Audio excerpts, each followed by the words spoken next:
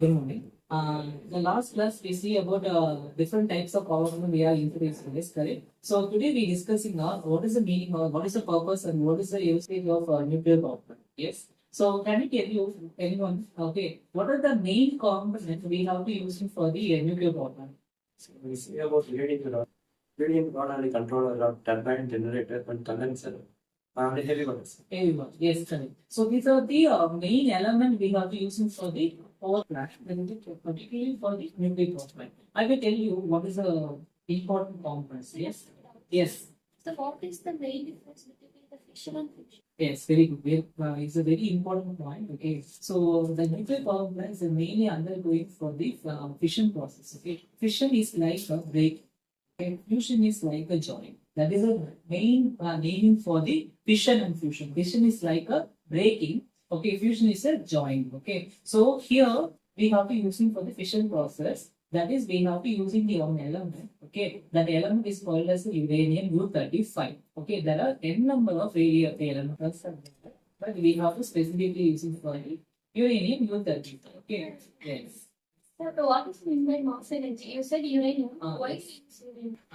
Why? Because the mass energy is nothing but we have classified, just now I tell you, we have classified fission and fusion, no? So the fission and fusion, we have to classify for the mass energy. Okay, so the mass energy is very low. There is a particular value is there, it's like a 40. Okay, the less than 40, all the elements we count as a fusion.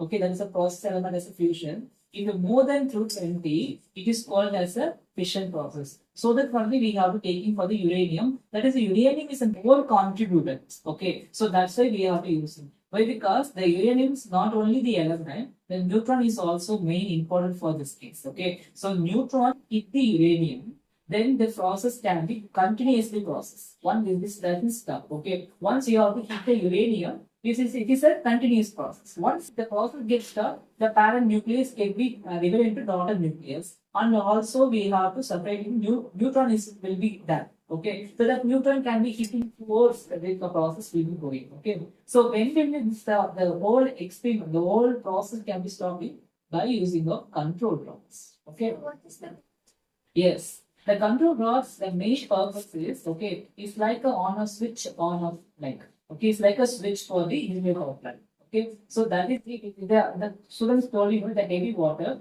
That is, the heavy water is going under this flowing of the circle. Okay, so if your process can be going, for example, 2 hours, 3 hours, 4 hours, the process can be going. I want to shut down, not a shutdown thing. It's like a partially switch off. Okay, so that I have to pass in the heavy water.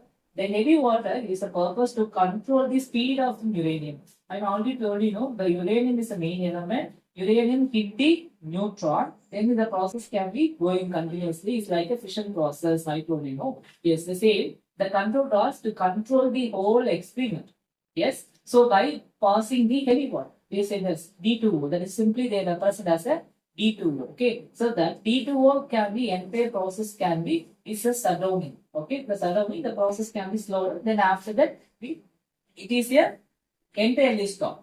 Okay, so now I'm saying this. What is the main working of the nuclear power plant? Okay, so as I told you last class, okay, last class's video, we talking about the steam power plant. Yes, so the basic working we have to substitute here. Okay, so here instead of boiler, we have to use it for the nuclear setup. Okay, the nuclear is containing of uranium control rods like that. Okay, so that will be process can be going underway. The first one, the water, it's a heavy water is going inside. Okay, so steam is a converting. The steam is processed to the turbine. The turbine is can be rotated. The rotation motion is converted as an electrical motion. That electricity is can be stored.